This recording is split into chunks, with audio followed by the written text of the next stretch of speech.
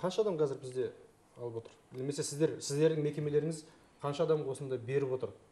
Біздің мекемеміз жаңа мен айтып отқандай дәнекер ретіндеміз. Біз жаңа кеңесші ретіндеміз. Сақтандыру компаниялары мен тұтынушылардың арасындамыз. Соны жаңа дамыту біздің мақсатымыз.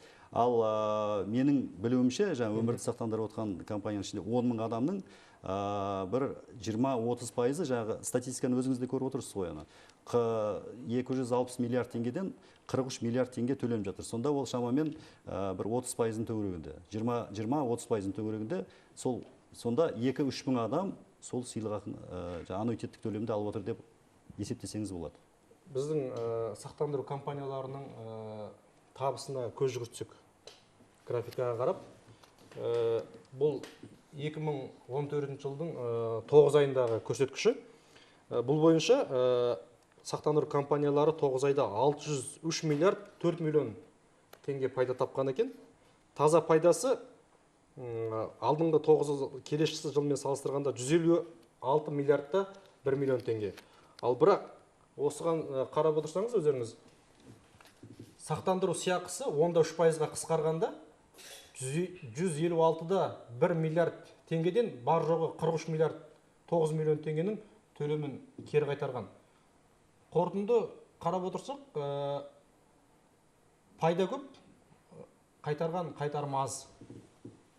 Қаржы басым бөлігі қайтарудан көрі өзінің қалтасында қалып қалу жағын көбірек қарастырған деген ойға келуге болады сияқты осы бойынша. Жаңа айтып өткем, бізде статистика әлі толығымен дамымаған. Сондықтан сақтандыру компаниялары кейде тарифтерді жоғары қояды, әдеуір жоғары қояды. Соның арқасында мына сыйлықақылар көлемі көбірек, ал төлем ақысы әзірге азырақ. Ол бір жағынан. Екінші жағынан біздің нарық қазір кезде дамып келе жатыр.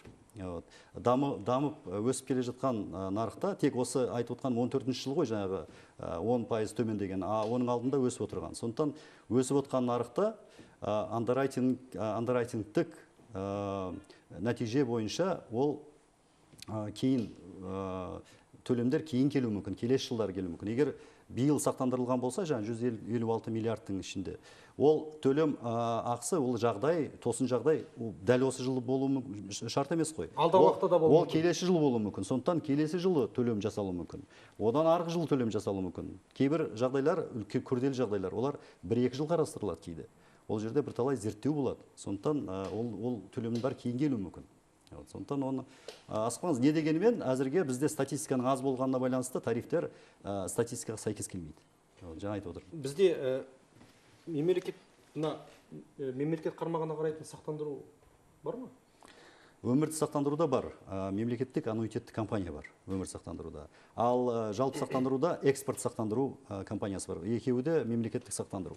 Бұл айтып отырған Словакияда мына сақтандыру компанияларының көбі мемлекеттік органдардың бір акционері, жеке бір бөлшегі сияқты болып саналады. Түскен қомақты қаржы біраз бөлігі мемлекетке кетіп отырады. Соған байланысты мемлекеттік тұрғыдан қадағалау да бар. Бізде негізінде көбінде жеке меншік компаниялар ғой. Жеке бір адамның иесі бар ол компанияның. Сондықтан ол өзінің жеке мүддесін ойлауға басымдық беріліп кетпей ме деген бір күдік туады. Негізі қазір жаңа айтып отырсыз, Европада көп компаниялар жеке меншік компаниялар қайта. Ал мемлекеттік компания толығымен өте аз. Ол тек қана қайта сақтандыруда, перестрахование орысша айтқанда. Сонда ғана болуы мүмкін. Не болмаса жаңағыдай экспорттық сақтандыру біздегі сияқты. Ондай да болуы мүмкін. Ал негізінен жеке компаниялар көбісі. Өйткені ол бәсекелестікті арттырады, сапаны жоғартады. Бізде де соған келеміз. Сондай жағдай, жаңа қосымша айтып кететін, жаңа міндетті сақтандырудың мен ерікті сақтандырудың өзінің екі үші бар.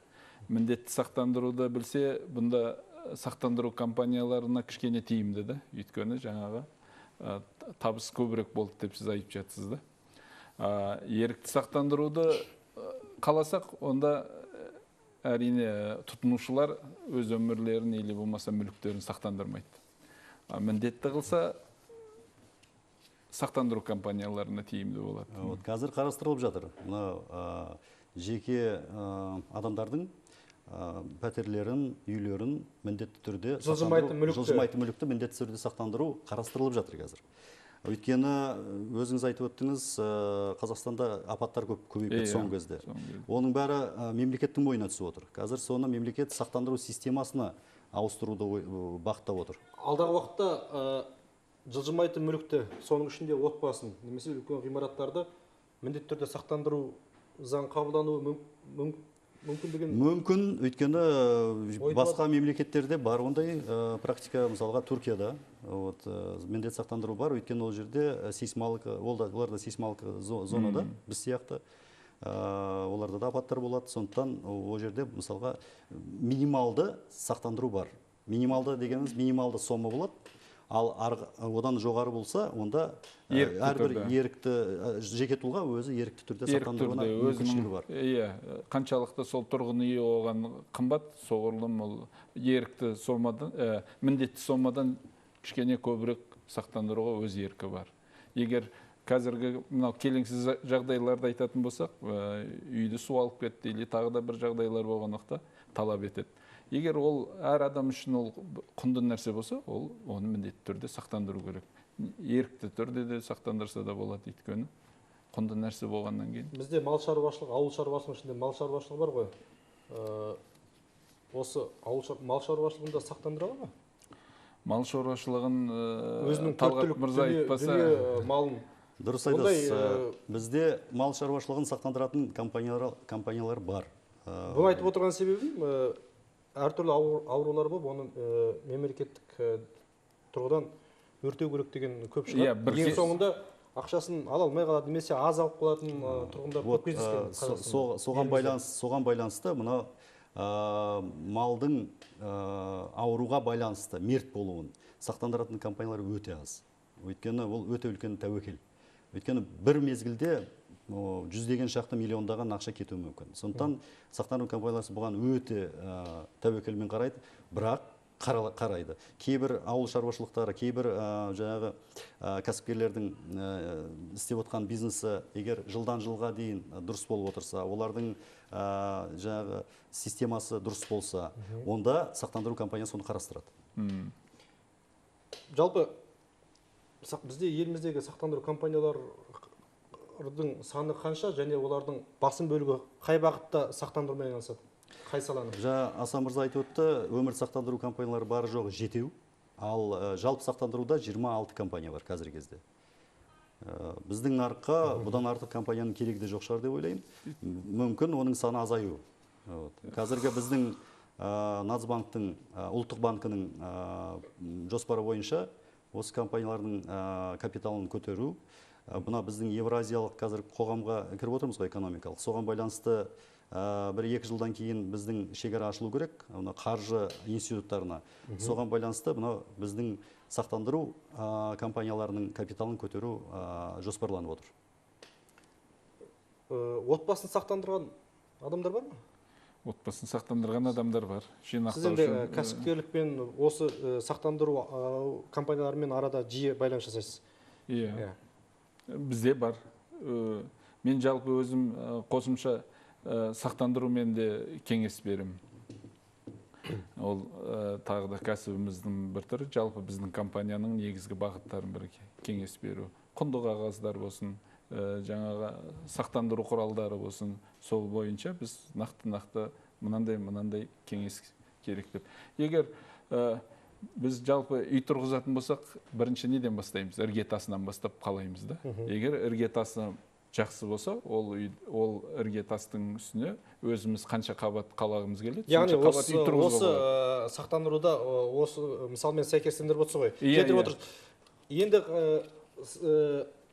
үйдің баспана мәселесінің минимал дейді ғой, төмен көрсеткіш қандай? Адам денсаулығы 5 мың деп жазса, ең төменгісі. Үйін отбасын бір жылға немесе бір мезгілге отбасы деп отқанымыз жаңағы жылжымайтын мүлікті қазір қарастырылып жатыр. Әлі ол заң шыққан жоқ. Ол бірнеше жыл болды. Жаңағы ұлттық дүниежүзілік банк бар ғой. Сол дүниежүзілік банктың қарастыруын бірге қарастырылып жатыр. Бұл жерде қазіргі болжам бойынша 35 шаршы метрге дейін ол міндетті түрде сақтандырылады. Одан арқысы әр адамның өз қалауы бар. Еркі бойынша. Рахмет, бізге берілген уақыт соңына келіп жеткен сияқты. Сақтандыру саласында біраз мәселе айтылды ғой деген ойдамыз. Бізге берілген 40 минут өте шықты міне. Айтылған пікір қоғамда аз да болса ой салар деген пікірдеміз. Әсіресе сауда саласындағы азаматтарға. Қай елдің сақтандыру тарихы басым әрі жетілген болса, соғұрлым төлем ставкасы жоғары болмақ. Әлемде Франция бастаған батыс елдері сақтандыру сапасы жағынан көш басында. Өкінішке орай бізде әлеуметтік қорғаудан гөрі коммерциялық мақсаттағы сақтандыру басым.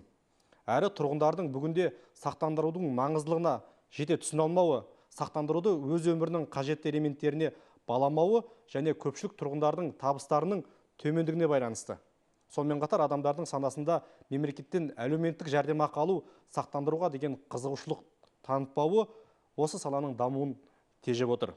Сақтандыру саласындағы қазіргі жағдаймен эфирде пікір алмасқан Инсейп сақтандыру үйінің төрағасы Талғат Үсенов, сонымен қатар кәсіпкер Ел Капитал қаржы жауапкершілігі шектеулі серіктестігі директорының орынбасары Әсілтайұлы Асан Құрманбеков. Ой бөлісер орта азаймасын, келесі кездескенше сау болыңыздар, сақтана жүріңіздер.